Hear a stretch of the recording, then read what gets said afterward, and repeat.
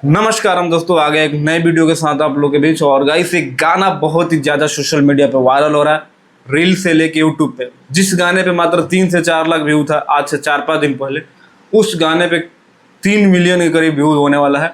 और सबसे बड़ी बात यह है कि केवल वो ऑडियो गाना है, ना ही उसमें कुछ वीडियो है ना कुछ। ऑडियो गाना 3 मिलियन मैंने पहली बार देखा है, पहली बार जब से मैं यूट्यूब देख रहा हूँ। गया होगा नो डाउट, लेकिन भोजपुरी में जब से मैं एक्टिव हूँ, मैं देख रहा हूँ, वो भी गाना गोलू गोल का 3 मिलियन हो गया है। खेसारी लाल यादव चाहे पवन सिंह का गाना एक दिन में 3 मिलियन 4 मिलियन वीडियो होता है, ऑडियो तो नहीं होता।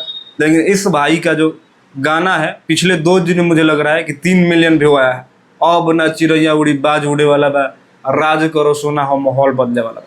इतना बेहतरीन गाना गाया है गोलू गोल्ड ने और तबाही मचा दिया। रील भी दबा के बन रहा है और 13 नंबर पे शायद ट्रेंड कर रहा है। आप सोच सकते हैं, गोलू गोल्ड ने फिर से एक बार तहलका मचा दिया भोजपुरी इंडस्ट्री में। और आज का दौर ऐसा है कि कौन है आप लोगों को उससे मतलब नहीं है, क्या गाते हैं उससे आप लोगों को मतलब है।